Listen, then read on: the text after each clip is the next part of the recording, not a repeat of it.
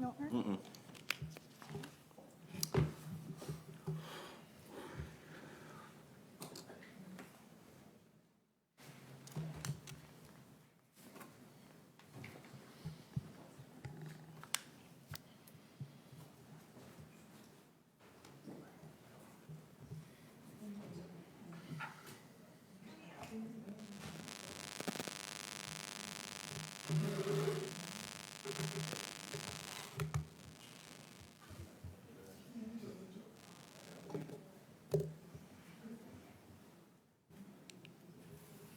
All right, please rise for the Pledge of Allegiance.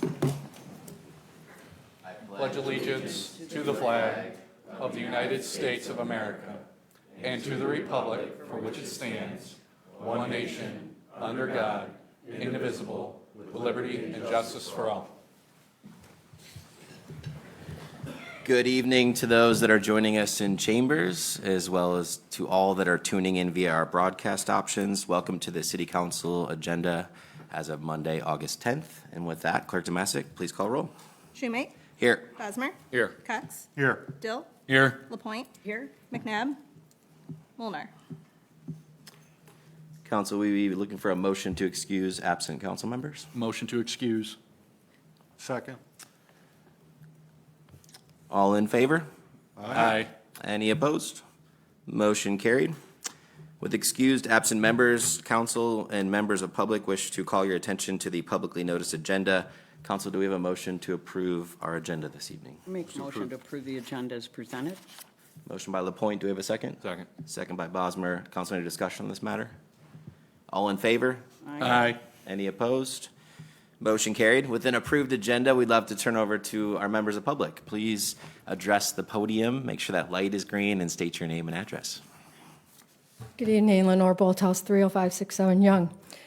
As all of you have stated, you want transparency, etc. I am respectfully requesting the following from all of you.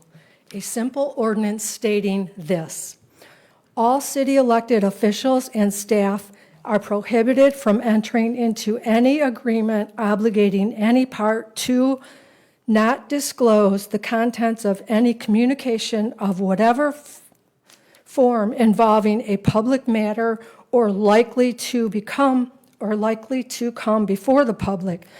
Violation of this ordinance shall result in immediate disqualification and removal from office and/or immediate termination of employment from the city. I respectfully request that that become part of our ordinances. Second, regarding the public safety millage that's going to occur today, I have two questions or comments, please. I know I communicated with Rachel today, but please advise that the Act 345 millage, if enacted by you, the council, that it would be permanent. It would not ever come off the citizens' tax rolls. I did not see that in any of the presentations, and I found that out today myself, so I was quite surprised at that. And I would just like the public to know that, because that is not, it's my understanding, it's not substant to the head key rollback or something. And an example of that is Dearborn Heights enacted Act 345, and currently their rate is 8.2274. I believe I saw that on the presentation that's in the packet.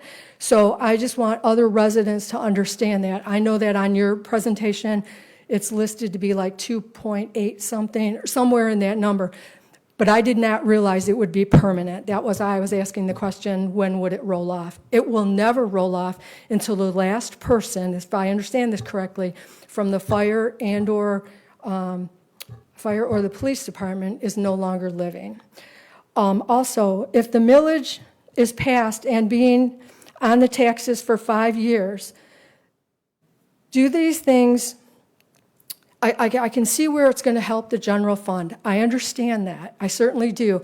If I read it correctly too, and I did the numbers, I do believe that by doing a 4 mil tax or millage on us, I know that then the the combined public safety would go down to, I do believe, 38% of the general fund's budget. I could be wrong on that number, but I believe it's around 38%. You just hit the 3-minute mark too, so please just want to make sure you had some time for closing comments. Yep, so planning beyond the 5 years, are we planning with having that millage on for 5 years?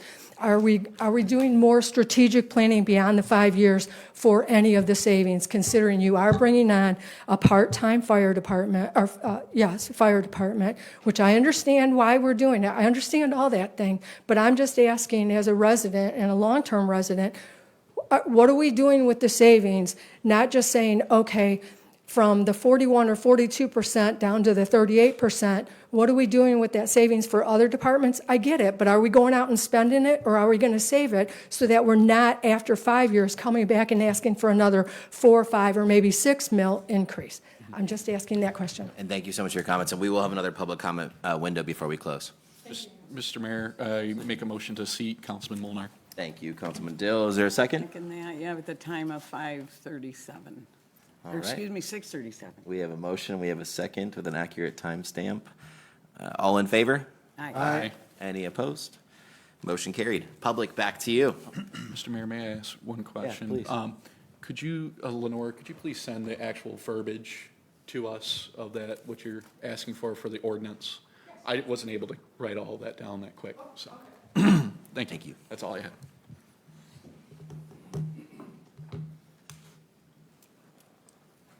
Hello, Justice Walden, 30726 Adams.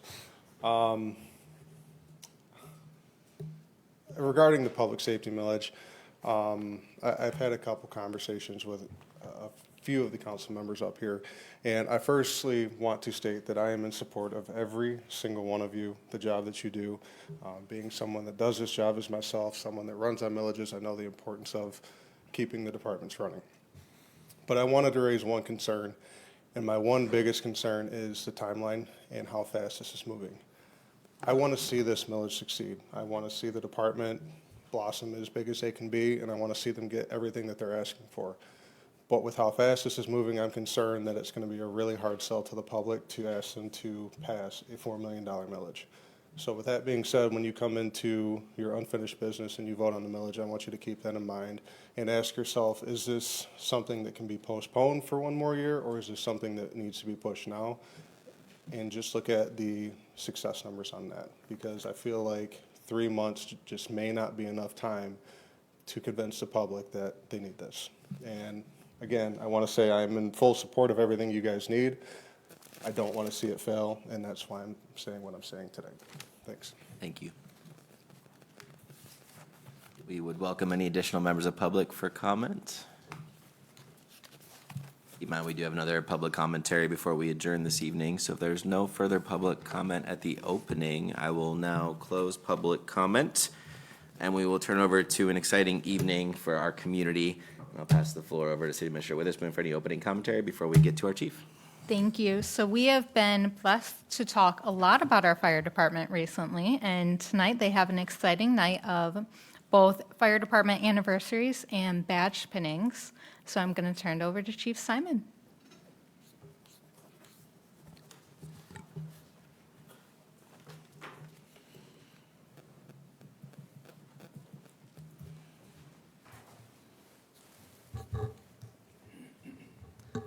Good evening, Mayor and Council, and everyone here in attendance today.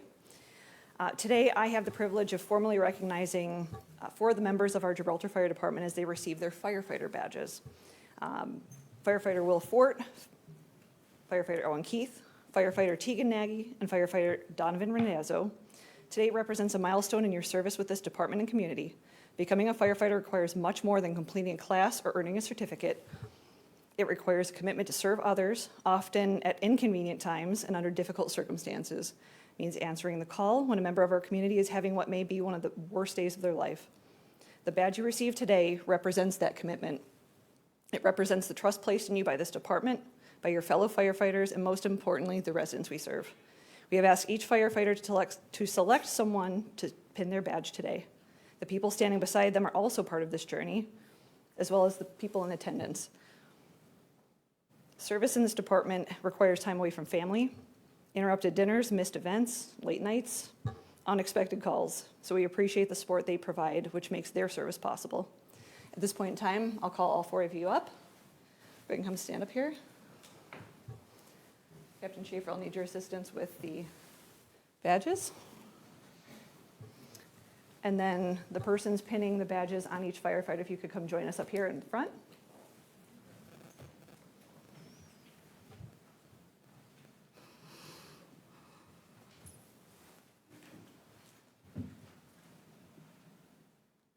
So Will, Owen, Tegan, and Donovan. Wearing this badge is both an accomplishment and a responsibility. From this point forward, when someone sees this badge, they don't simply see you as an individual. They see a firefighter.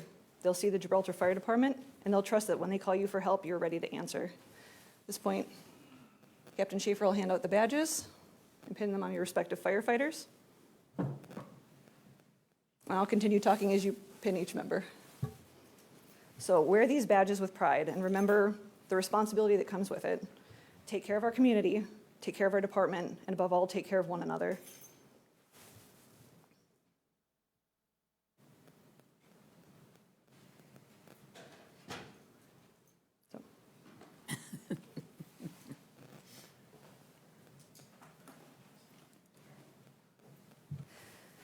So everyone, on behalf of the Gibraltar Fire Department, congratulations to firefighter EMT Will Fort, firefighter Owen Keith, firefighter Tegan Nagy, and firefighter Donovan Randazzo. We are officially proud to welcome you as firefighters of the Gibraltar Fire Department.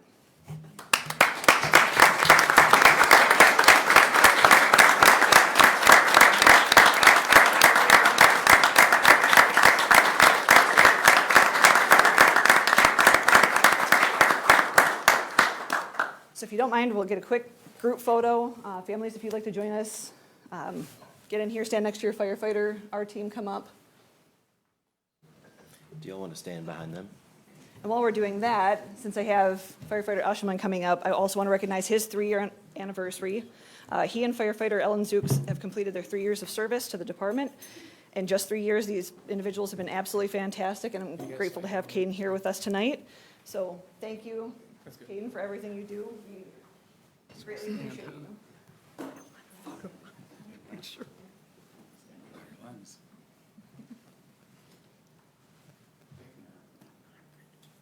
couple. Is your phone?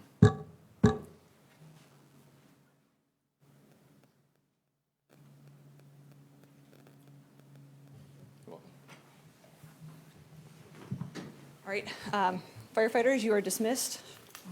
Enjoy the rest of your evening. Mayor, council, and all in attendance, all watching, thank you for your time. Thank you for celebrating this with us. I just want to thank our chief for her leadership, and thank you to all that serve this community and all the residents that we stand for. I appreciate it immensely.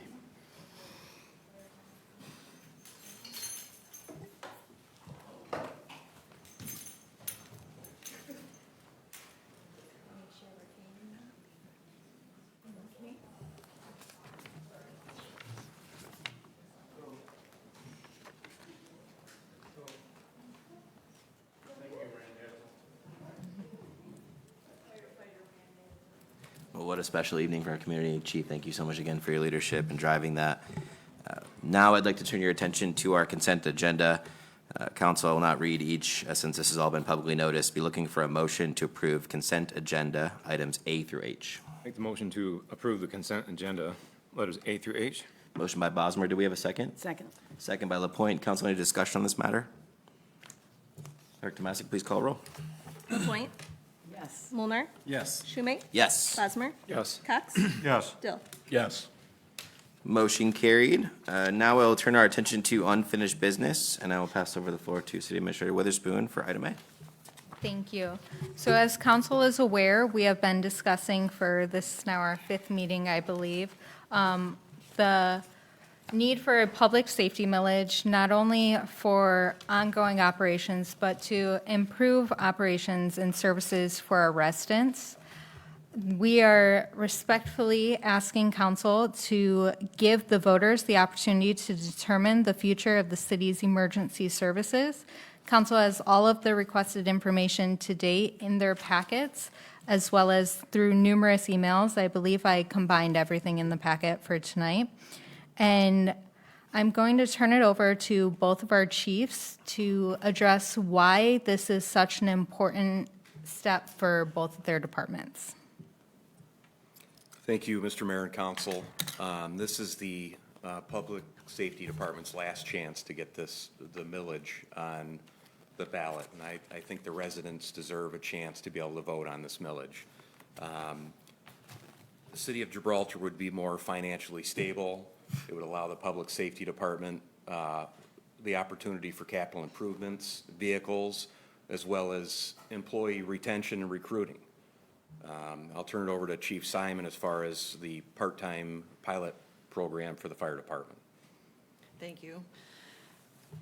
In addition to the things that Chief Bullard mentioned, the part-time fire department, I think, is important to us. Through careful research, modeling different ways that we could improve services to the residents, while thinking of succession planning, recruitment and retention, it was very important to us to put this forward as an option to see that through. So it is our honor and privilege to be able to present this information to council, to the public, to let you decide what you want the fire service, the Gibraltar Fire Department, to look like. We will serve regardless, to the best of our ability, and we are very grateful for the opportunity to provide this information to you. Thank you, Chiefs. Before I turn over to council requesting a motion, I do just want to address two of the comments that were made in public comment tonight. The first is long-range planning for after 5 years. That is something we are actively working on, particularly with our fire department. Council has been made aware of some of those opportunities.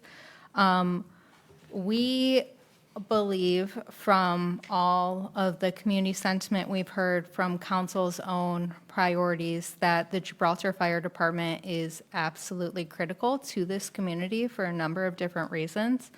So as we are looking into future opportunities, whether it be a fire authority or additional opportunities in-house, we are trying to maintain that characteristic of the Gibraltar Fire Department of ensuring that the community has someone who they can know and trust responding to them in their times of crisis.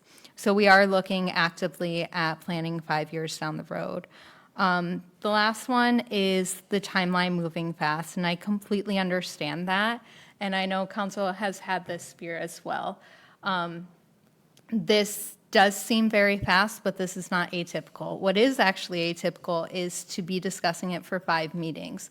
That just goes to show the community how diligent this council is about making sure you guys have all the information before you vote on something that could potentially go before them. So I hope the community sees this not as council or the administration trying to rush anything, but truly doing our diligence to make sure you are all informed so that we can better inform them throughout this process if it does end up on the ballot. So with all of that, we are respectfully requesting council make a motion to adopt the resolution to approve the ballot language for a public safety millage proposal as follows. And if this is a motion that you intend on making, we do request that you read the entire portion 1 of the recommended motion because it is important for the ballot. I'd like to make that motion. I'd like to make the motion to adopt the resolution to approve the ballot language for public safety millage as follows. Shall the City of Gibraltar, County of Wayne, Michigan be authorized to levy a new additional millage in the amount not to exceed 4 mills or $4 per $1,000 of taxable value on all taxable real and personal property in the city for a period of 5 years, 2027 through 2031, inclusive for the purpose of funding police, fire, and emergency services, also known as public safety, including related personnel, benefits, equipment, apparatuses, and capital replacement. If approved and levied in full, this millage is estimated to raise approximately $768,321.92 for the city in the first calendar year of the levy, 2027. a portion of the revenue collected may be captured by and dispersed to the City of Gibraltar Downriver Development Authority. Second the motion. My purpose for making that motion is to support our group that has provided the spark and the energy to put this forward. We knew that we had, and we're not unlike other communities who have financial challenges associated with inflation. And the challenge with cities keeping up to date with inflation is that our only ability to raise additional income to pay for inflationary items is through additional millages and tax. It is a challenging idea to put it forward from a conservative perspective, but it's necessary to give the voters the opportunity to say what they want this community to look like in 1 year from now and in 3 years from now. And I think that our community has taken a step to proceed forward and stay with the times and keep ourselves a leg above our surrounding communities in a lot of different ways. Gibraltar is every bit a destination community where people want to live, and that's for a reason. And I hope we continue to set that path forward. And that's my reason for putting this out there. I'd like to add, if I could, Please. as the motion maker, to make it 3.5 for the language instead of up to, how's it worded? Not to exceed 4. If we're in agreement as a group. There's an active request for the active motion maker to consider 3.5 mils, for which your verbal stated 4 mils according to the document recommendation. So if you'd like to revise your motion to 3.5, Councilman Bosmer has put that on the table. Okay, is there, could you repeat, I want to make sure I Yeah. understand. The way it's worded, it says not to exceed 4 mils, and I think 3.5 would satisfy our community, and it would be more palatable to them to vote yes for the measure. Okay. I'm not opposed to modifying the motion. I wonder if it makes sense to continue this discussion, and I'm open to doing it now if there's a consensus that this is what council wants to see approved for the ballot language for the residents to vote on at the next general election. I'm open to that for sure. I just wondered if we want to carry out further conversation, discussion before, if there's any other changes that are requested, we could make a single change. So Yeah. if I hear nothing in the next 10 seconds, I'll make that. I'd like to just raise that I think, for me, I want to start by thanking both chiefs sitting there and City Administrator Witherspoon and all the staff, including Finance Director McEwen and so many more, for the exhaustive research that's gone into this. I think that was beautifully highlighted. Councilman Bosmer, I think, makes a good push we should consider as council. And my theme has been, how do we get the best chance at the ballot box, but ultimately empower the residents to make this call for our community? As I look at it, our primary goal was to unlock the part-time fire department. We were educated that 3.5 allows us to achieve that objective while also contributing to the other elements. Now, it doesn't give us the 4 that the staff had recommended, but I would ask council to astutely consider that while we want this to be in the hands of our voters for their ultimate call, we want the best chance at that ballot box. And I do think that a lower millage would obviously have a relationship to that best chance probability. So I would say it's a really good push from Councilman Bosmer. I think we should carefully consider it. And I don't know what my peers think about that matter as well. Mr. Mayor? Yeah, please. If I may. I have a procedural question. I'm Yes. sorry. Yeah. I think Councilman Bosmer supported the 4.0. He So I did. think, and Katie, you're going to have to help me, I think he has to withdraw his support because now we're talking about something else. And just to make sure that we're clear. And yeah. then we have to reread, are we going to, so I'm just asking, Yeah, if he needs to withdraw his support, I can support it, and then the conversation would be based on the 4. I want to be clear, so please, my understanding of what just transpired was the motion was made, the second was provided. He made a push to consider 3.5 in an active discussion. So to me, that falls in an active discussion unless I heard otherwise. I haven't heard any request to amend the motion on the floor other than that was supported. I heard an active discussion. But please, Clerk Tomasic and Anthony, keep us honest. That's an accurate summary. I don't think a request was made to actually not support. You supported, and now you're. Okay, so we're talking about 4.0 right now. Correct, yeah, you're in Okay. discussion for 4.0, and For which my the- understanding is he threw out 3.5 as a For possibility. which I added to that You're still commentary active for which discussion. Councilman Dill was about to speak. Thank you. for Yeah. the clarification. All right. Your floor is yours. Chiefs, I sincerely appreciate all of the information you've provided to us. A lot of it I've been requesting, and I will admit, very minute things, and you've provided it, so I do appreciate that. But I intend to be consistent this evening. My position has been and will be anything over what we are currently taxed, I will not support. That is my firm belief. We are already taxed pretty high. We've seen the numbers. We are 51 mills, including everything. Last Tuesday, the county as a whole approved an additional 1 mill that Gibraltar voters rejected by a margin of 61% to 39%. So I just want to explain why I'll be voting no to place this public safety millage if it's at the 4 mills or even 3.5 mills. Let me be clear again. I support public safety. I support our police department, our firefighters, and everyone who works every day to keep our community safe.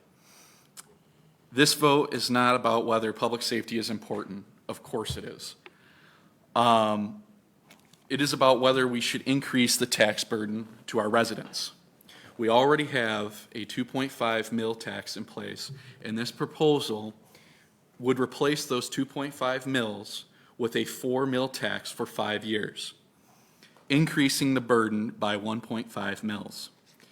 That comes on top of, as I mentioned, the roughly 1 mil approved for the Wayne County bus tax, and as I mentioned, rejected by Gibraltar residents. I have a fundamental problem with continuing to increase the taxes for our residents to pay. My position has not changed. Read my lips, no new taxes. I understand the argument that we should simply vote yes and let the voters decide, but I don't believe that is the full responsibility of an elected council. The voters elected us to make difficult decisions. They expect us to examine proposals, question the numbers, consider alternatives, and determine whether a tax increase is necessary before asking them to approve it. If this council believes there is a genuine need for additional public safety funding, then we should determine whether that need can be addressed within the resources we already have. Can we reprioritize existing spending? I don't think we've seen appropriations, what we would have to give up to achieve a part-time system. Are there other funding sources available? For example, capital improvement, a new ladder truck. Our neighboring community in Rockwood just received over $700,000 for a new pumper truck. This council, I'm not saying that answering these questions would circumvent a potential increase. I'm saying I have not been convinced that this one is necessary. The voters deserve to have their elected officials exercise judgment, not simply pass every tax increase to them and say, you decide. For those reasons, my vote will be no tonight. I'm not voting no on public safety. I'm voting no on raising taxes. With that, if there's a change to 2.5, you will have my unwavering support for a 2.5 millage proposal. Anything above that, I will not support this evening. But I respect the decisions that my colleagues make, and I will vote accordingly in November. Thank you, Mr. Mayor. Thank you. Any additional council comments? Yeah. Councilman LaPointe, please. Yeah, I'll try to be brief. This was a very difficult decision, and I just want to start by thanking the city administrator and both of our chiefs for all the hard work and the information that was requested and your ability to turn this around so quickly. I do understand the timing. I do feel like we're building the airplane in the air. I felt all these things. You know, I also know about Downriver Mutual Aid, and we have a good fund balance. So I had a whole laundry list of why we didn't want to do this. But in honesty, when we look at the old model of how we used to run our police and fire, it doesn't work anymore. And the fact of the matter is we don't have enough people responding for emergencies, so we have to do something. And this is the way of the future. So I think we all agree that what we have right now isn't working and we have to do something. On the flip side, I always think that it's not a bad idea to give our residents an opportunity to vote and let us know how they feel and what they want. So I support it. I don't think it's our decision. They'll say yes or no to 4 Point, and then we'll know what they want to do. Regardless, the long-term option to address one of our residents' concern is, I believe we all agree on this too, is a shared service with our neighboring communities. And I know there's fire commissions being talked about and looked at, and I will vote this way, knowing that that is the direction that we're all collectively taking long-term. That's all. Thank you, Councilman LaPointe. Does anybody have any additional comments? Councilman Cox or? I'll revise my motion to 3.5 mils and ask the support, the second too. Thank you, and I do support that, thank you. Okay, so we have a revised motion, all language being equal with the exception of 3.5 being Not to exceed replacing 3.5. 4. There would be other changes. Yeah, you need to So change. we got to reread everything. Oh, Yep. yeah, okay. And the Dollar amount. amount will No change. problem, I can do If that. you look at the table on the second page, it would be the middle line under 2020, should say 2027 annual yield. Sorry about that typo. Yep. No problem. 672, 281, 6. Can I ask a question? Will the dollar amount, would you need a new dollar amount as well? Yes. Yeah, correct. So make sure we're think you gotta on the same page. So, Dollar yep. amount, the total. Just gonna read off this, but if you don't mind leaving that number close by. Not at all. Here we go. All right, I'd like to revise my motion to adopt resolution to approve the ballot language for a public safety millage proposal as follows. Shall City of Gibraltar, County of Wayne, Michigan be authorized to levy a new additional millage in an amount not to exceed 3.5 mils or $3.50 per $1,000 of taxable value on all taxable real and personal property in the city for a period of 5 years, 2027 through 2031, inclusive for the purpose of funding police, fire, and emergency services, also known as public safety services here, including related personnel, benefits, equipment, apparatuses, and capital replacement. If approved and levied in full, this millage is estimated to raise approximately $672,281.68 for the city in the first calendar year of the levy, 2027.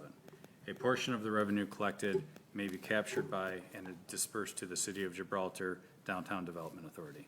Motion by Moeller. Do you support that revised language? Support that, sir. Revised language supported by Councilman Bosmer. Council, any further discussion on the active motion and support? Chiefs, anything you'd like to add based on the commentary thus far? No, sir. City Administrator, anything you'd like to add based on the commentary thus far? Only to thank everyone for this. As you know, we've been working extremely hard to get you all of this information, and we've looked at all of our options of what would be given up. That was detailed to you about the risks of not doing this. It was also detailed the other funding opportunities. In fact, Captain Schaefer submitted for a grant just this morning. And we have submitted for a grant for that ladder truck as well. So we really have done our due diligence here, and we thank council for allowing us the opportunity to do that due diligence. Yeah, sure. I contacted State Senator Darren Camilleri, and he said he's in full support. He can't promise anything, of course, but he Yep. said he would 100% support our community.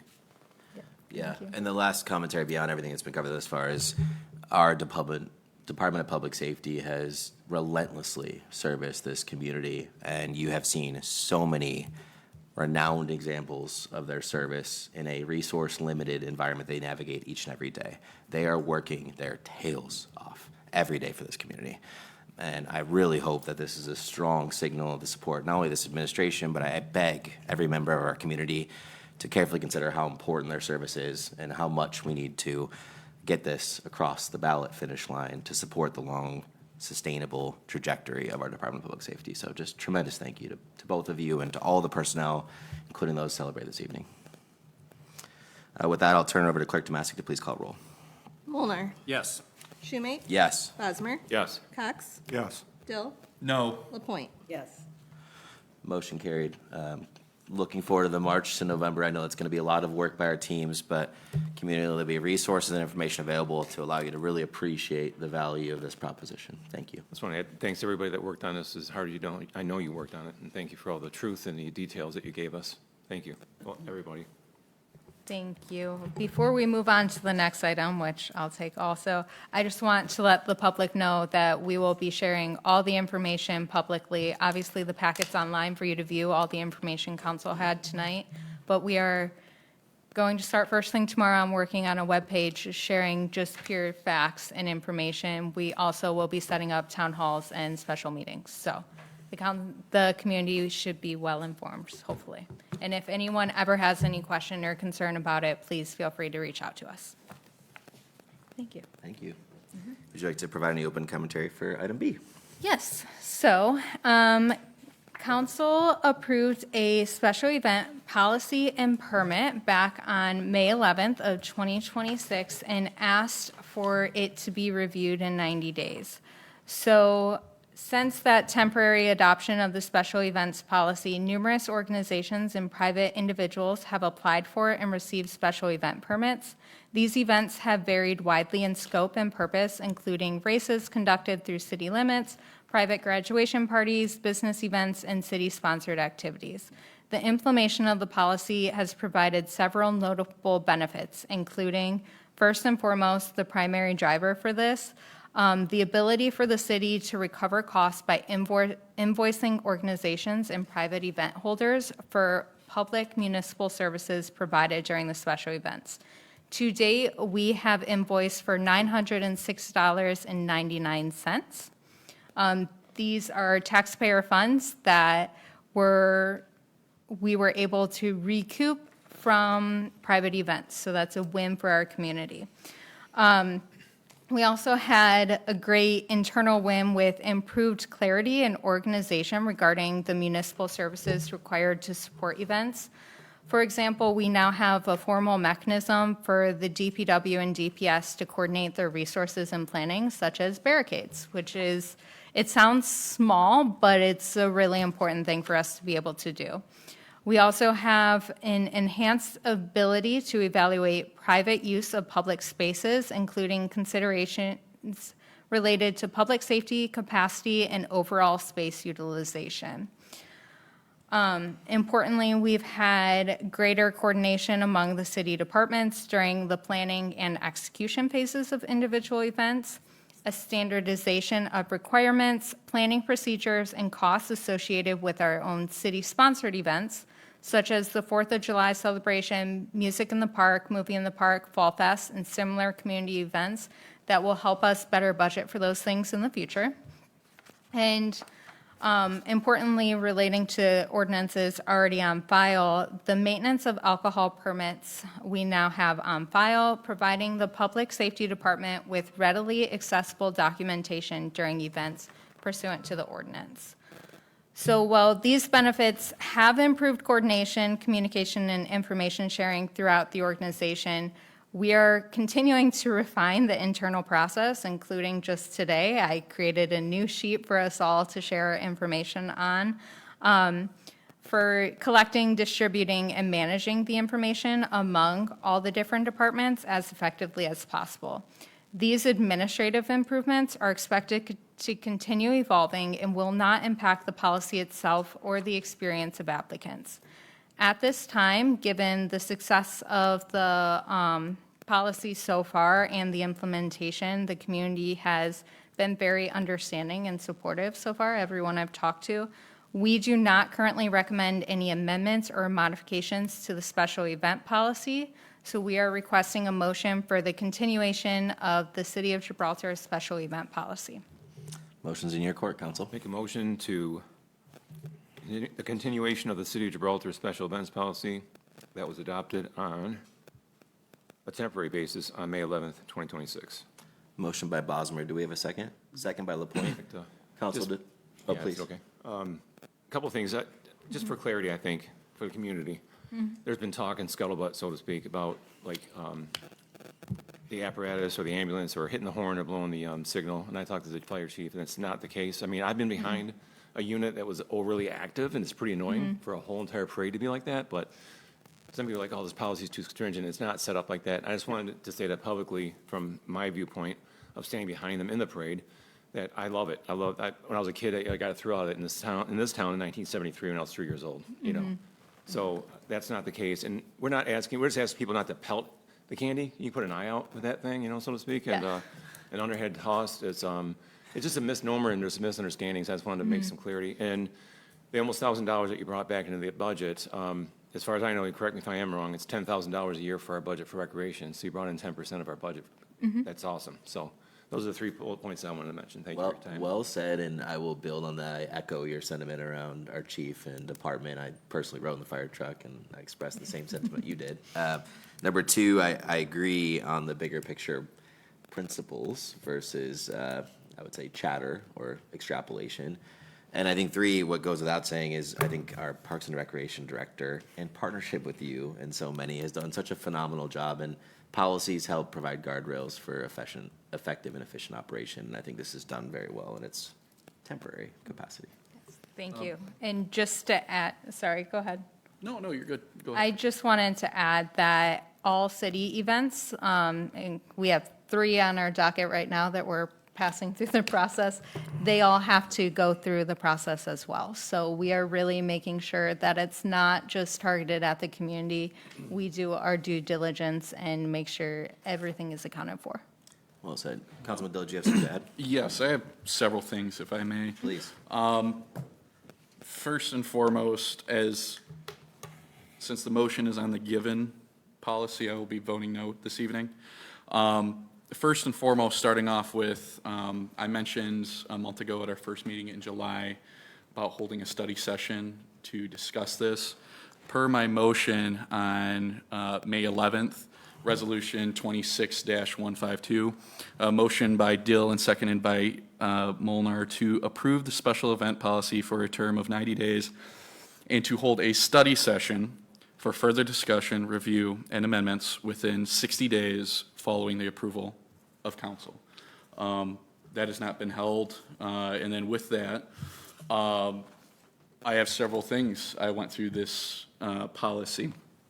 Starting off on the second page here, it discusses a minimum of 90 days prior to Tier 2 events. The city of Gibraltar may waive the 21-day rule. Further along in this, it says in Tier 2 applicants, Section 14, that for block parties, it's only 48 hours, so a little bit of inconsistency there. Special Events Committee, let me get to my notes, would be, so Section 7 and 8 of this policy here would be in violation of Section 4.21D2 of the city charter, which is our committees and commissions. They should be on a solely advisory based and chosen and appointed by the mayor and approved by city council.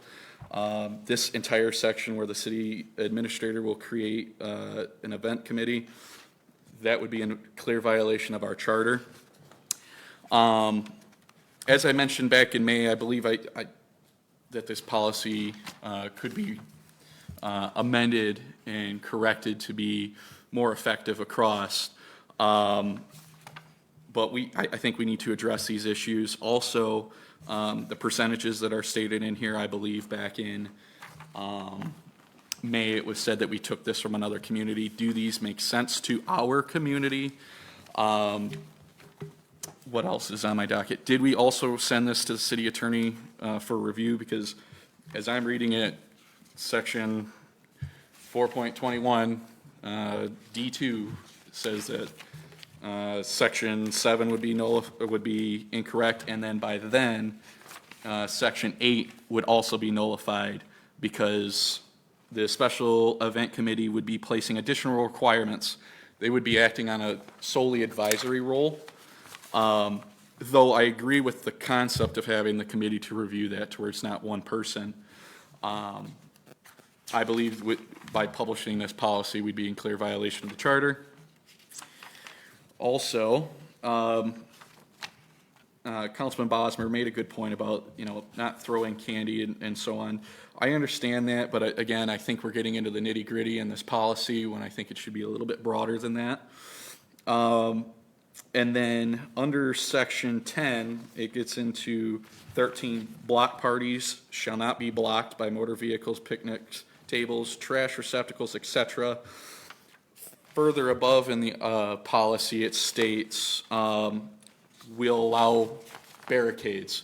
So I see that as a clear contradiction, that it must be remain available for emergency vehicles at all times.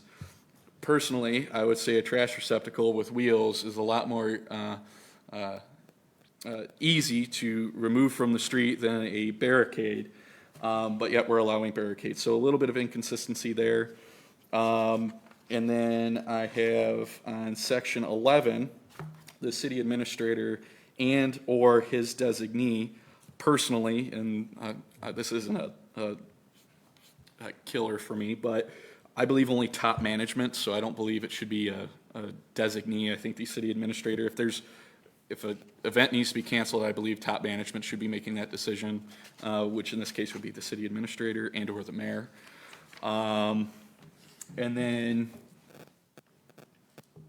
on the topic of the public safety officials' authority to cancel, I agree with that based on safety, but in here it doesn't say a notice to the administrator or the mayor, though I would expect and I would assume our public safety will give notice, but as it's written, I don't see any assurities there. And with that, I did my public session, or my study session comments in open session. So, Thank you. I yield. Thank you for the comments. I'd love to turn over the floor to City Administrator Witherspoon and/or City Attorney to address some of those, especially as it relates to charter considerations. Thank you. So I'll start by saying that the attorney did review this policy. As per our arrangement, policies are always reviewed by the attorney prior to coming before council.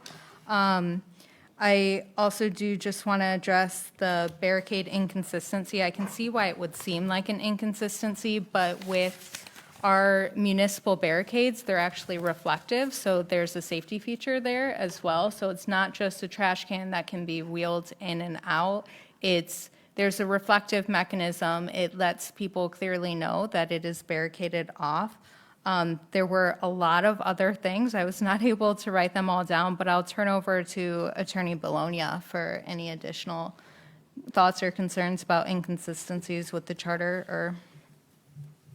Yeah, the language in there is a may, and it's not a board that's actually going to put policy. I believe it's just like an administrative board with the intent to where they would just help review. Yes. So well, I see what you're saying, Councilmember Dill, as far as how it could be considered. I don't think it's a direct violation of the charter because how it's written. So, But if you want to clarify, or if you want better clarifying language, we can craft it that way. I would 100%, and I believe that it's not necessarily a may, because it's stating submittal of other documents under Tier 2 applicants if required by the special event committee. So in the event we do have a committee, it would be a requirement. So I believe that they wouldn't be serving on that purely advisory role. And then any committee, even if it is, even say that it may be brought up, and there's a selection per this proposed continuation, it would be the city administrator to make that, not our charter states the mayor shall appoint and so on. So, and also municipal services. So the special event committee may place additional requirements on any, okay, so that's setting up. It also states the special event committee will develop an estimate of cost, and it breaks down that committee will break down the cost. So I don't think that this, or with assistance from the special event committee, determine levels of increased liability. I mean, I think there's the committee will be doing a lot of work here and the selection. So I just want to clarify the intent of the special event committee. It is made up of myself as the city administrator, the director of public works, and the chief of police for a very important reason. The Director of Public Works knows all of the ins and outs about what it will take for public services. Our DPW is regularly called to help on for these events. The Chief of Police, because events do pose safety risks, and it's his job as the Chief of Police and the Director of Public Safety to verify all of the safety precautions, make sure nothing is posing a risk. And my role on that committee is to make sure that it is operationalized. I can tell you that to date, we have not actually used the Special Event Review Committee because our process of going from department to department has worked so well that it has not been required thus far. Sorry. Nope, go ahead, I'm sorry. It's in here, though, for special events, like, say, if we were to have an event that drew thousands and thousands of people to town, obviously the 4th of July is pretty much a well-oiled machine, thanks to our incredible Department of Public Safety and Department of Public Works, along with people like Clerk Tomasic and all of our front office staff who know exactly how this goes.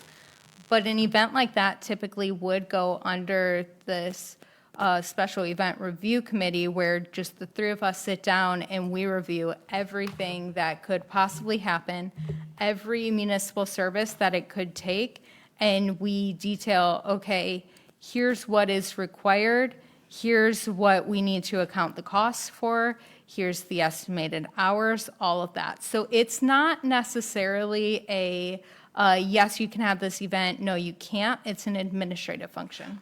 And again, I appreciate your commentary on that. But my concerns were never about whether or not I had an issue with who was on that committee. I don't believe I mentioned that. I implore Public Safety Director and DPW Director and yourself to be on said committee. But as it's stating, I believe it would be in conflict to the charter. It would be an unelected official making those decisions, not the elected officials making those decisions on the committee. Again, I mentioned this with numerous policies and such that it's become before us, that I don't want to take it out of the realm of the elected body, that we should be the ones appointing that, and it shouldn't be unilateral by a city administrator, regardless of who is in that position. So that I have no concerns with who has been or who we assume would serve on that, but as it is written, it says it would be a unilateral person that could bring this together, and I'm in disagreement with that. Yeah, I think we could go into a lot of discussion, continued discussion on this matter. I assumed, as was accurately assumed, that the city attorney had already reviewed this. Our city attorney, as at least if I heard him on the record, states that he does not feel that this is objectively in conflict with our charter. I have the full confidence in our city administrator and our director of public safety and our DPW, who've shown nothing but excellence, frankly speaking, in their ability to execute events, even in the face of challenges and obstacles, and to make sure they were safe and efficient and effective, i.e. detailed in the numerics. So I do not share that same concern. If there's any further discussion we need from my peers, I would like to. I'm just trying to understand. Yeah. So on the flip side of that, if we didn't, then every special event would have to come to this council, Yeah, and we would agreed. have to sort through all that.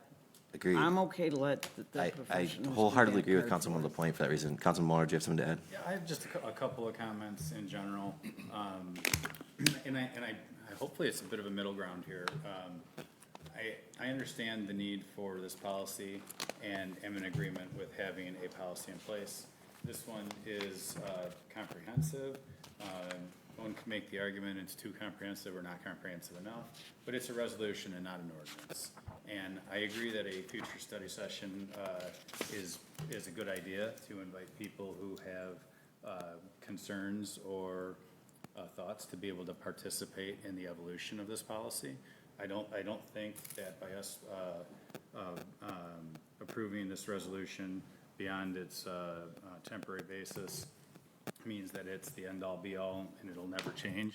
In fact, I think quite the contrary. I think it's going to be evolutionary because it's a resolution and not an ordinance. It gives the opportunity for feedback to our committee members that are seeing the applications put in. Yeah, on first glance, it looks like a long long application, and it looks like a lot to do, but it's really not. You know, putting it together, the people that receive these in the office are going to utilize discretion because they want to be community-oriented.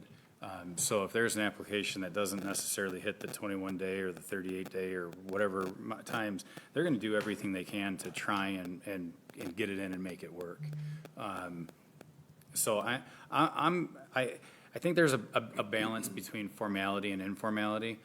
Being a small community, part of the small-time community feel is having less formality.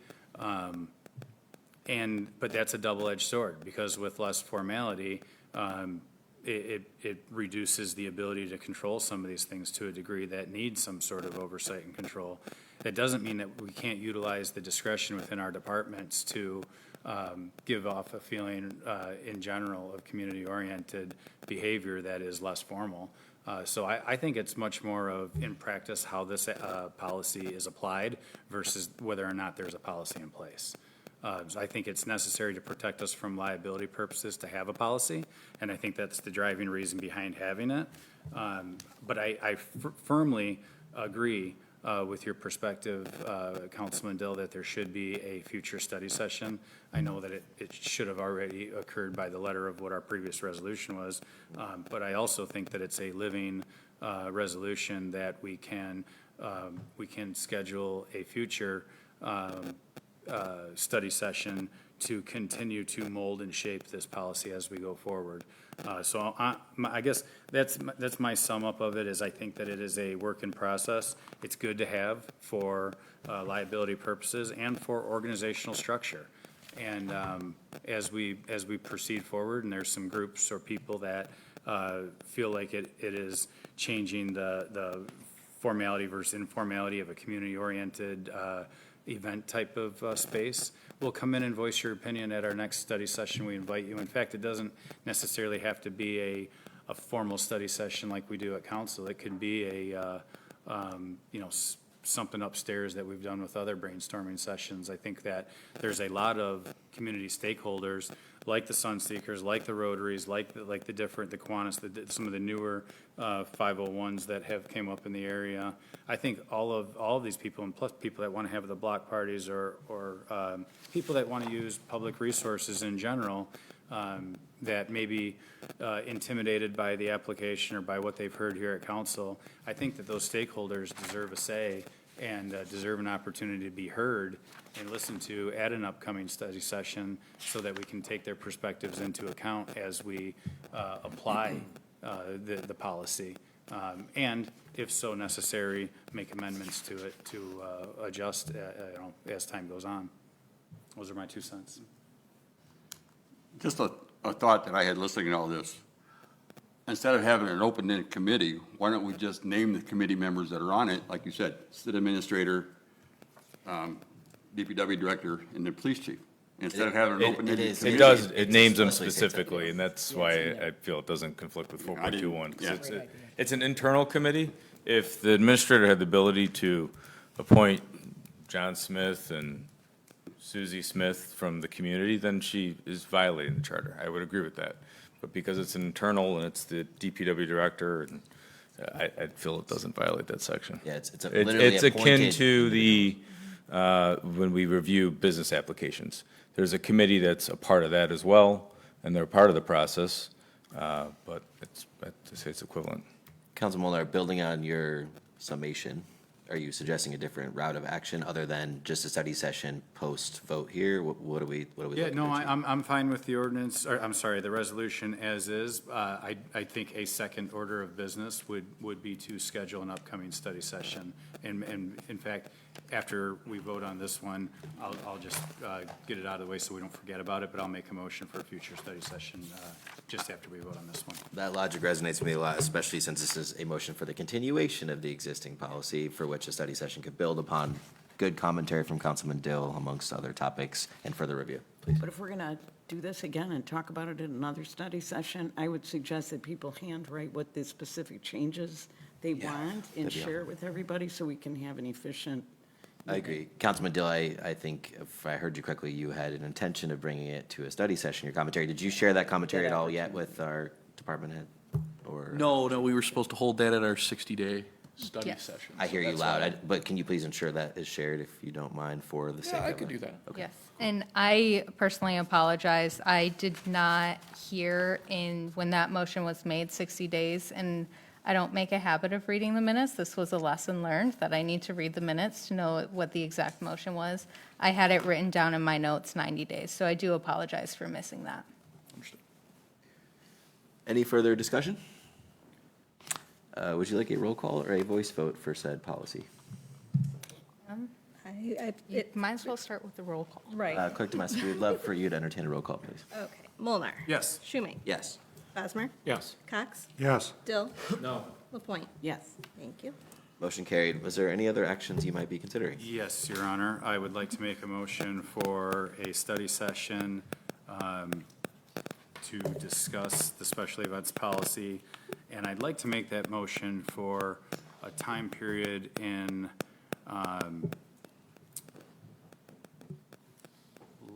at some point in October. And October is when I'd like to make for, I think that gives us an opportunity to go through summer and get us into a little later in the season. I'll second that. Yeah, so if we have a date that we want to pick now in October, I'll take a look at my calendar. Could we leverage our existing study session, second meeting of every month, or Rachel, where's your head at? We could, but we just spoke with Plant Moran about doing more than just their regular audit presentation and coming in for that study session at the second meeting of the month. That way you guys, because we know you have questions and concerns about the audit, so they have, they're going to set up something more in-depth specifically about things like fund balance and fund accounting, so that you guys all have the benefit of hearing that from them. Very helpful. Can we consider the first meeting before the first meeting, council meeting of October? Is that October 12th? That's a holiday, I think. We have to move it to the Tuesday. Well, whatever our first Well, meeting. Real quick, if I may, Yeah. with respect to the timing of it, and maybe the procedure of the meeting, I think I would like to see this study session be more of an interactive opportunity to invite some of the groups and people that have applied to this to be more of a sit-down and discussion type of, rather than us sitting up here and opportunities for people to speak at public comment. And I reflect back on Mayor Dennison doing this years ago, where we had tables set up of the different departments, and different interested groups and people could go around the group and sit with this department and that department and have an opportunity to get all the way around, discuss, and then everybody get back together and come up with a plan. So maybe something that we do upstairs, and we do it, maybe not on a night that we already have a council meeting. That's my suggestion, just because I thought that particular scenario, several years ago, bore pretty good fruit in terms of the how we did it and how much people's input was heard and valued. So a roundtable type of discussion is what I'm suggesting. I love it. Could we do the week of the 19th, which is in between, the week between our two council meetings? I just want to say respectfully, like, when I ran for office, I hold Monday nights, like every Monday night, but like any other, Well, how about the 19th, which is a Monday night? Monday the 19th that would be works for me. great. But ask and you shall Do we receive. have to change our meeting on the 12th? That's Columbus Day? No. No, okay. So, council, will Perfect. there be any objections to the target of October 19th with a nice workshop flow, not formal council chambers set up? Work at Town Hall. Is that what we're looking at? Perhaps maybe a broken-out workshop table experience with different departments and Okay. overviews and I like that. visual Experience. interactives. 19th is good. All right. I'm good with that, and thank you guys for proposing Yeah, that. of I course. appreciate it. Sorry we Love missed that. it. Do you have a time you'd like to propose?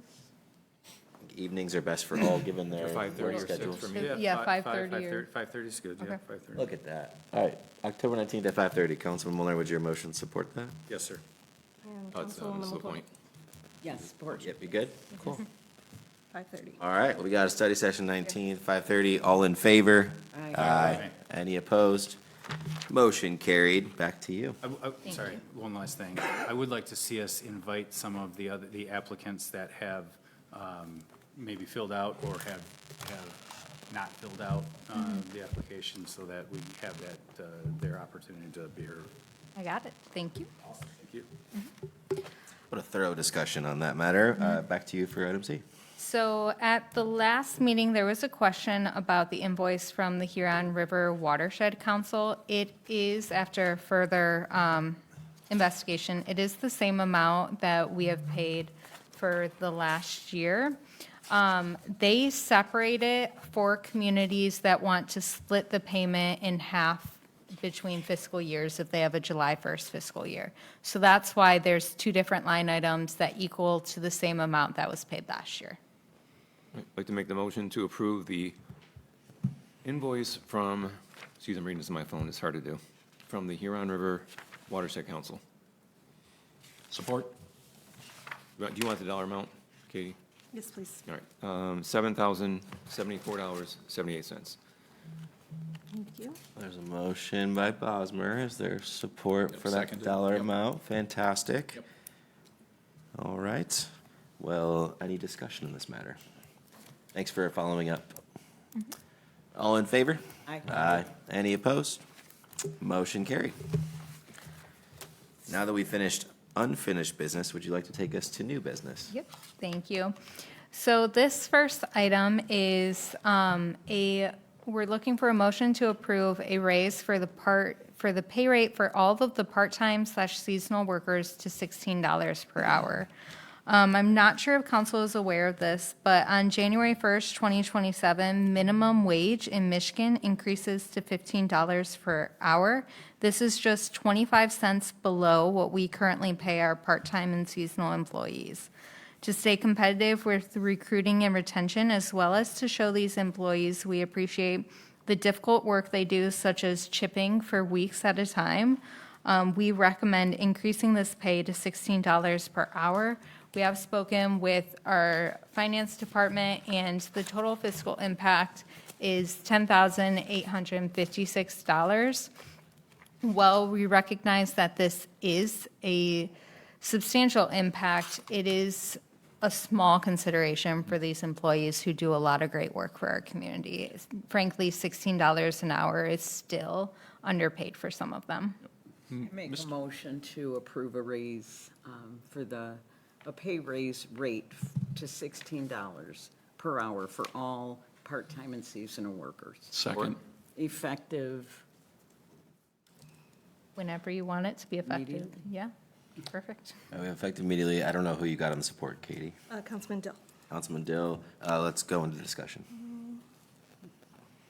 Any Oh, that's a discussion? good idea. Sounds bad. Yeah, Go ahead. yeah, I got the privilege to go and meet with our workers over at the DPW. I definitely think that this is warranted, especially within a plant in town that does $18 an hour minimum wage starting off, at a factory that does way less than what we're asking our seasonal and part-time employees to do. So I think this is definitely necessary to get with the program. Just my opinion. Yep. And just for the sake of transparency, I did receive a couple comments around this being not just DPW, but as detailed in your packet, there's broader personnel this encompasses. I want to make sure council is very clearly aware of that, since I received feedback on that matter. Understood. and I am aware of that. I'm sorry? I am aware that it's the Great. senior drivers, the Meals on Wheels, and the election workers also. Make sure everybody's on Custodians this. as well, right? Correct. Yep. Custodians as well. Any further discussion on this matter? Nope. I'm going to pass it to Clerk Tomasic to please call roll. Hex. Yes. Dill. Yes. LaPointe. Yes. Molnar. Yes. Schumate. Yes. Bosmer. Yes. Motion carried. Back to you. I'm sorry, can I jump in real quick? Just want to go back. I know we already passed the motion to proceed with the payment to Alliance of Downriver Watersheds. Just for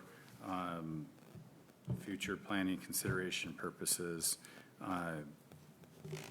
and I know what we're paying them for is to submit our quarterly requirements to Eagle, State of Michigan Eagle, for stormwater discharge. I also have to do that for properties that I own and I utilize different vendors. You know, like if the price starts going up every quarter, I see a raise in the price.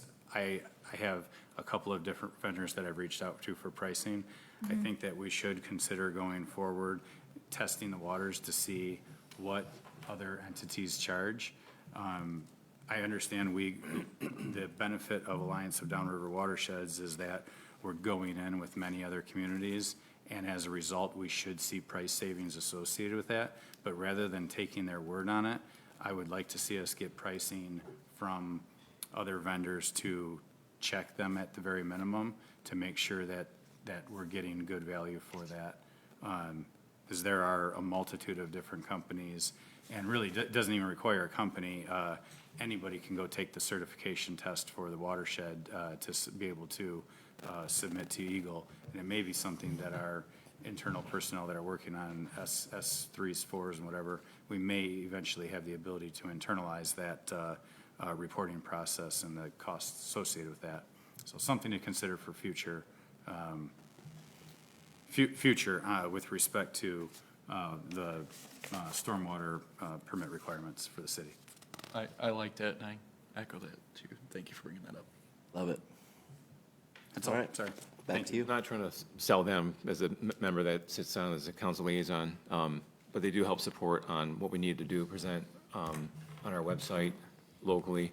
So if we ever look around and shop it out, which is a great idea, the support that we receive from them has been pretty good too, as far as, here's some things you need to do that are practical, that helps in the licensure capture. Okay. Yeah, good to know. I'm not versed on that end of it. So I get with the clerk, I let her know this is what, I gotta get with her soon, because this is an update, what we should put on our website, our social medias. They give me some placard cards that are on the counter out there, and we take and document it, and everything's supported through the state of Michigan with Eagle, that Gibraltar's proactive, they're communicating with their community. So there's other caveats, just for edification. No, understood. Yeah, thank you. Awesome. Back to you. So I'm going to call DPW Director John Sant up for the next item.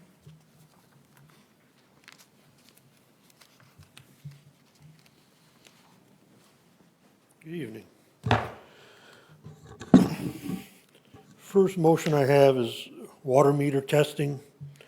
Motion to approve the quote from Taylor H2O Work for testing of 6 in-place water meters. Each year, DPW Water Department has some of the larger water meters tested for operation. These meters range in size from 3 to 6 inch. So the meters at the school are tested yearly, and they have 2 4-inch and a 6-inch, and we test them before school starts. We also plan on testing 2 3-inch meters, one at Gibraltar Manor, one at Steel and Tool Engineering, and a 4-inch meter at City Hall. Included separately is a cost if a meter needs to be repaired and retested. Cost varies on the meter size from $200 to $300 a meter. Taylor H2O Work is the company that has been performing this testing for the city for the past few years. Fiscal impact is $3,250, and that would be if the meters all had to be repaired. Like last year, we repaired 1 meter. Motion's in your court, counsel. Motion to approve the quote from Taylor H2O Work for testing 6 in-place water meters in the amount of $3,250. Motion by Bosmer. Do we have a second? Second by LaPointe. Council discussion? Yeah, just one thing. I believe I know the answer, but I'd rather be transparent. Do I need to abstain at all? My employer is included on this. They're not the one receiving any of it. It's Steel Tool and Engineering. I don't think I have to, but I'd rather be transparent and request first. Are you getting a direct financial benefit from it? No. Then no. Okay. Thank you, City Attorney. Thank you for your transparency. My one comment would be a not to exceed number of the 3250, because I believe, John, you made the comment that that was assuming that the meters needed to be repaired. Yeah, that would be if you had to rework every single one of them. Well said, Councilman Cox. Would our motion and supporters recommend the So amendment? of up to- revise the amended to not to exceed 3250, please. Yes, I think I support? seconded and I support You did, the yeah? amendment. Okay, Yes. so we support the revised. Clerk Tomasi, do you have what you need? Yes. Any further discussions, Mayor? Good call. All right, all in favor? Aye. Any opposed? Motion carried. Back to you. Okay. My second motion is repairs to the DPW water service truck. Motion to approve the quote from Kerry Brothers Garage to make emergency repairs to the DPW water service truck. Rear release springs need to be replaced on the truck. The left side spring only has 2 good leafs, and the right side has 3 good leafs. The balance of the leaf springs on each side are broken.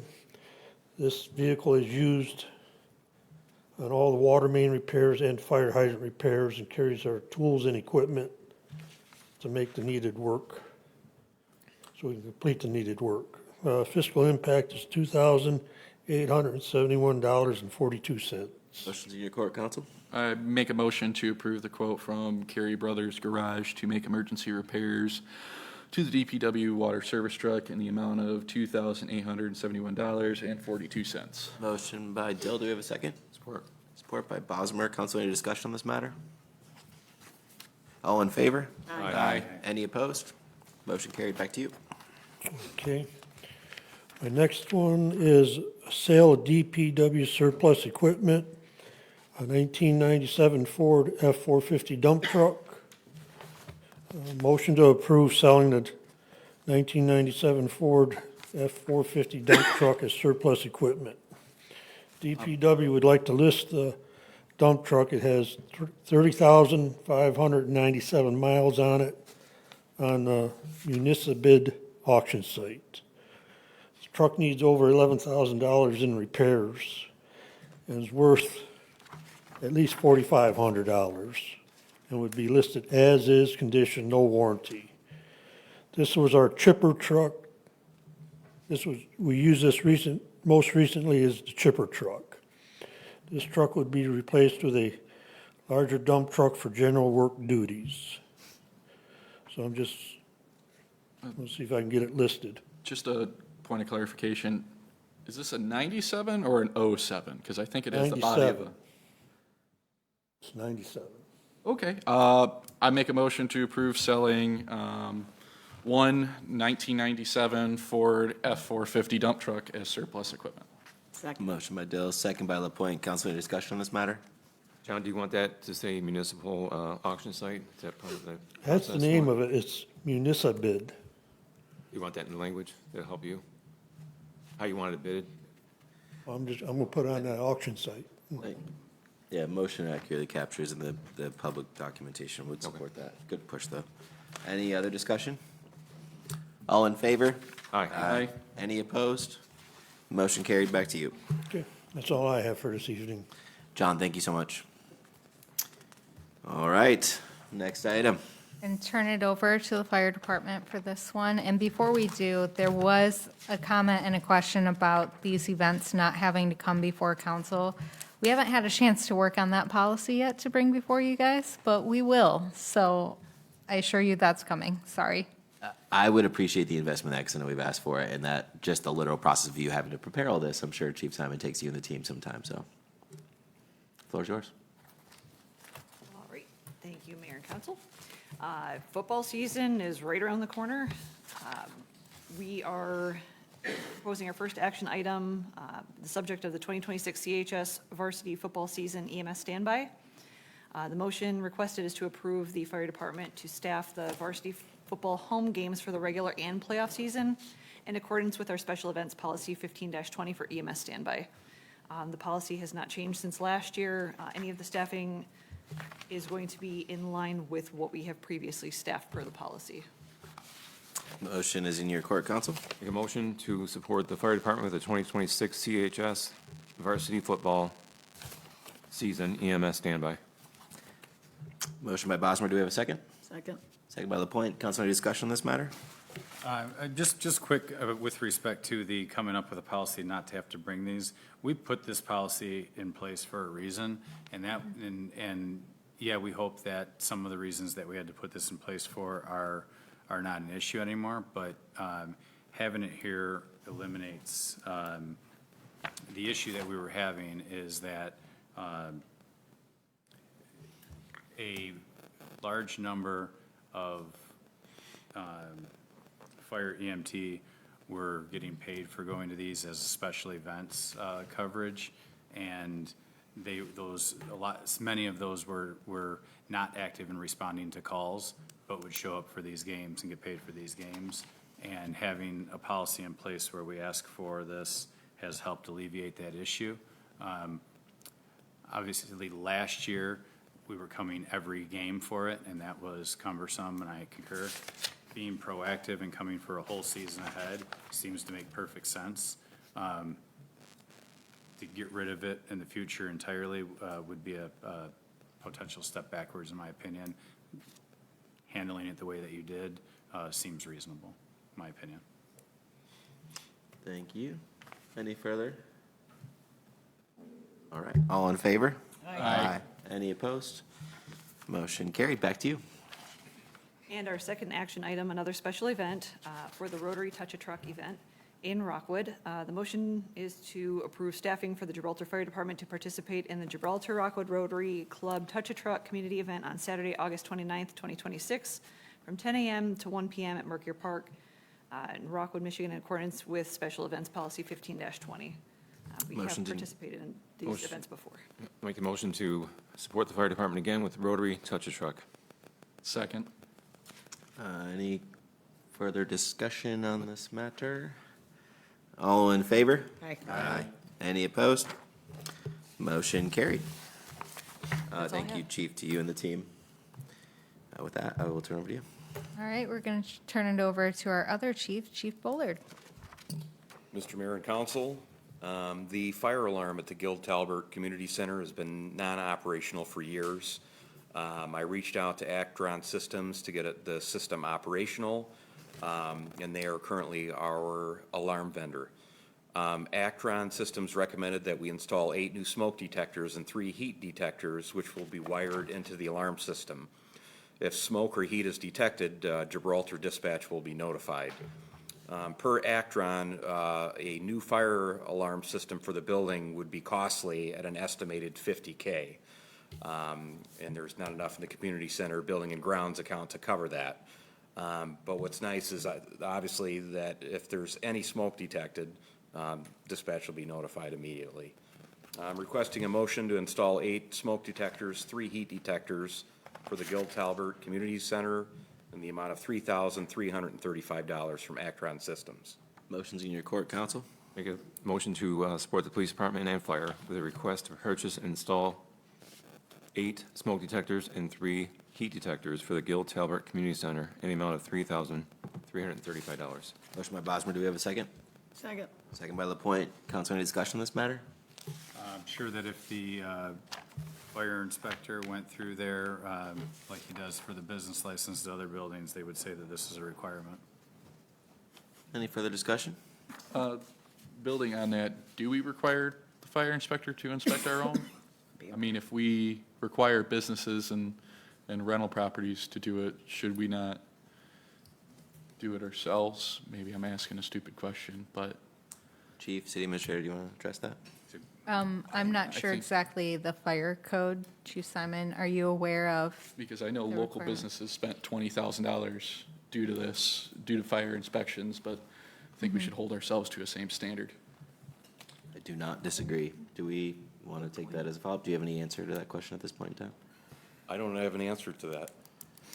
I do want to thank the Public Safety Director for stepping up and finding that and taking care of it, so. Sounds like that might be a gap in our operation, and we should solve that, so you have my support on it. If you need to formalize the inspection of our city buildings, we should apply the same standard to city as we do to the privately owned businesses.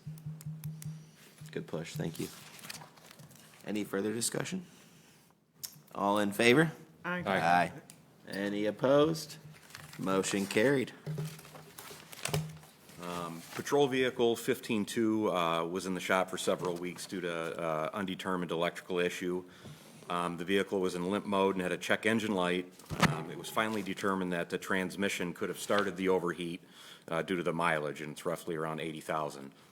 It was recommended that we change the transmission fluid and filter, add shutter stop, and deleting the transmission thermostat, which increases the flow to keep the transmission cooler.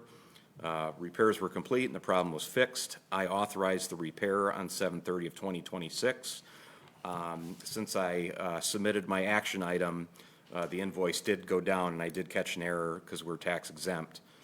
So I'm requesting to pay an invoice to Downriver Spring and Complete Car Care for the repair of patrol vehicle 15-2 in the amount of $1,268.74, not the $1,463.70 as indicated in your packets. Council, motions in your court. Make a motion to request to pay the invoice to Downriver Spring and Complete Car Care for the repair and patrol car vehicle 15-2 in the amount of $1,268 or 58? I couldn't hear. 68.74. 558? 68. 68, I had it right, 68, You are, you're on 74, point. thank you. I'll support. Support from Bosmer. Council, any discussion on this matter? All in favor? Aye. Aye. Any opposed? Motion carried. Thank you, chiefs. All I have. Thank you. Combination. Good push and follow up on the inspections. With that, we'll turn it back over to you. Thank you. So our last item on the agenda tonight is a request to enter a closed session to discuss strategy and negotiation sessions connected with the negotiation of the Teamsters collective bargaining agreement. Council, we need a motion to enter closed session Make a according to the motion language. to go into closed session to discuss strategy and negotiation sessions connected with the negotiation of the Teamsters collective bargaining agreement. Motion by Lapointe. We have a second by Bosmer. Any discussion? Members of public, as usual, we will be entering our closed session space upstairs. Feel free to remain here because we'll have another public comment option and department head reports when we return. Clerk Tomasic, please call roll. Just one moment. We got to get the roll. Yes. Lapointe, Yes. Mulner, Yes. Schumate. Yes. Bosmer. Yes. Cox. Yes. Motion carried. We will be back.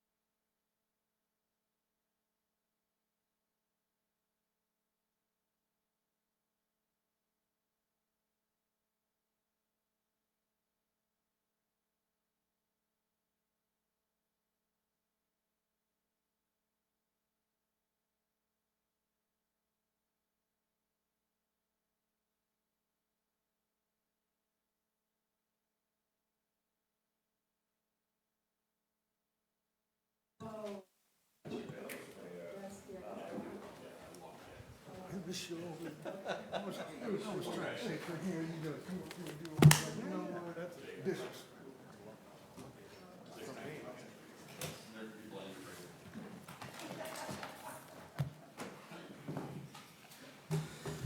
right, council, once you're seated, we look for a motion to return to the open meeting. Motion to return to the open meeting. Have a second? Second. Second by Third. Cox. Clerk Tomasi, you want to call roll? It'd be a voice vote. All in favor? Aye. Any opposed? Motion carried. We're back in open session. Council, is there any action you'd like to take? I'd like to make a motion to approve the 2026 amended Teamsters Collective Bargaining Agreement. Support? Any discussion? Somebody like a roll call on this, or do you? Yeah. Clerk Tomasi, please call roll. Let me just make sure I got it right. To approve the 2026, Amended. 2026, Teamsters 2027. 2026, 2027 amended Teamsters Collective Bargaining Agreement. thank you. Okay, and Bosmer is good with the language? Okay, thank you. Mulner, Yes. Schumate, Yes. Bosmer, Yes. Cox, Yes. Dill, Yes. LaPointe. Yes. Motion carried. Members of public, it is back to your floor. We'd love to open up for public comment if you have any for the administration. No public comment, so we will close public comment and turn it over to clerk. Oh, okay, thank you. All right, I'm happy to report that last week's primary election went very well. Gibraltar saw over a 30% voter turnout between early voting, election day, and absentee voters. And that's a great turnout for a primary election, and it represents an 8% increase from the 2024 primary election. I also want to give a special shout out and thank you to all of our election inspectors who worked the election. Their hard work and dedication helped everything run smoothly, and I really appreciate all their help in making the election a success. Just want to thank Clerk Tomasic for all the work that she did personally, in addition to all the teams that supported her. Thank you. Any questions or comments for Clerk Tomasic? All right, Treasurer Reiser, floor is yours. My only report is that, my understanding that our audit should be done tomorrow. Last time I talked to anybody, if that's still the case, I haven't been in today. Last time they'll be on site tomorrow. They'll be continuing the actual Well, report. Yeah. Last on site tomorrow, which is early for them. Usually get Yep. full two full weeks, so everything's going well. Thank you, Treasurer Reiser. Any questions or comments for Treasurer Reiser? All right. Council, what do you got? We had a beautification committee meeting, got with our DPW director. They had a couple concerns in the city over by the gangway plank, they call it, with the bobble boat. There's a couple gopher holes or whatever, so asked Mr. Casana to take a look at it and immediately put a work order in and took care of that. And working on the Kubota, maybe some turn signals, going to look into a package for that for the ladies so they're safer when they're traveling around the city. That's a good thing. Other than that, they're doing what they do, which make our community a safer community and beautifying things, so it's awesome. Got some repair done on the watering source too. And then Parks and Recreation had a good, successful meeting, a lot of great ideas, some things coming up, and we need to collectively think about a Parks and Recreation, what's the term for that? The 5-year plan? So we need to get that so we can start applying for grants and things of this nature, so we need to start looking at that. And the Debit Blood Drive is down the road, but November 27th, or is it the 26th? I think it's the 27th, right in that window. Anybody like to give blood? Second time in the history of the Red Cross where they had to actually have an emergency call out for blood. It's really serious. So we can do our part here in this community. I'd appreciate your help and your support. Anybody that's healthy enough to give blood, please consider doing that around the time of Thanksgiving. Gil Talbert Community Center, it's a Friday, I think it's the 27th. It's down the road a little bit. That's about all I have. Thanks for your time.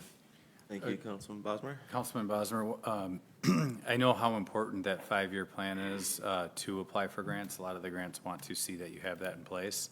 I know that historically, or I believe that historically, we've utilized consultants to help us produce that at an expenditure.